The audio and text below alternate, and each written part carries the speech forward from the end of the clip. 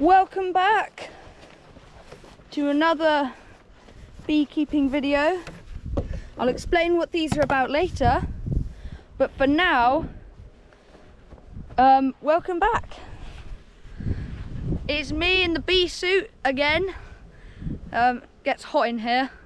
And today I will be explaining how to build your own wasp trap to prevent those pesky wasps getting access to your hives. And I'm also going to show you my current wasp traps, which I haven't built. So let's talk about wasps. In 3, 2, 1, go.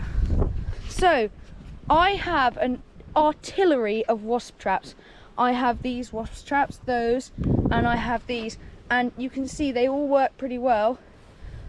I have them on top of each hive to prevent those pesky wasps entering. And I also have entrance reducers as well. You can see the wasps, they kind of buzz around the entrance because at this time of year, they are trying to get protein. So they are trying to kill a bee or to bring a dead bee's body back to their nest, and then they feed that to their young. So their young feed on the protein. That's how they build up their muscles and they become a wasp essentially, and then they hatch out, and then you've got a growing army of pesky wasps to deal with. So I have this artillery here of different types of wasp trap, and today I'm going to show you how to make your own wasp trap completely free. All you need is a bottle and some scissors and some bait. Okay, so I've got my pair of scissors. Snip, snip. You're going to take off the cap. Then what you're going to do is basically round about kind of here, you're going to puncture it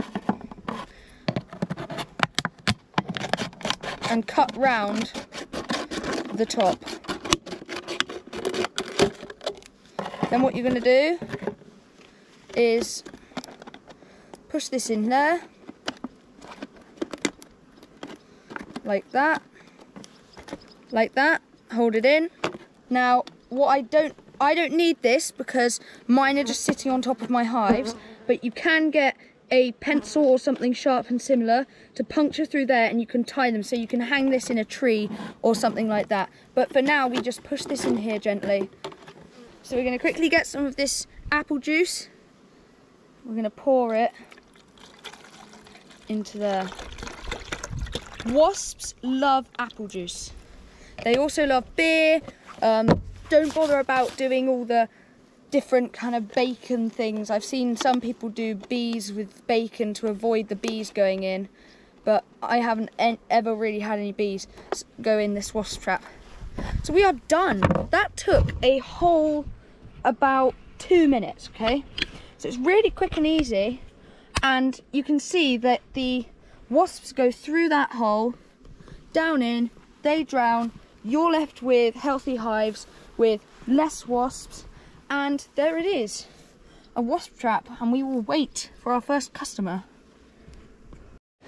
So this is typical of what a wasp would like. They would come here for the dead bee carcasses that may sit outside the hive from dead bees, and they will carry those away to their nest somewhere in a hedgerow or anywhere it is and feed it to their young. So that's why they're attracted to beehives, because a beehive is full of loads of bees, and these pesky wasps, they just love to eat a nice juicy bee. We are avidly waiting for our first customer in this homemade wasp trap so I can prove to you that it works. So stay there, don't go anywhere. We will wait for our first customer in this wasp trap. Okay, so we appear to have our first customer after about 5 minutes. You can see him in there, in the bottom of that container. He has fallen in. There's no hope for that poor little wasp. But unfortunately, we have to kill the wasps to protect our beehives, or my beehives, because wasps can be intruders. They can steal from the hives. And if you have a weak colony, they can very quickly turn that colony into a bunch of dead bees with nothing there. Luckily, most of my hives aren't weak at all, but that's yeah, I've also added these entrance reducers in. So these mean that the bees have less space to defend their hive, and they have the same number of defenders, if you like, to defend the hive. So hopefully that should help. Thanks for watching. See you in the next video. Bye.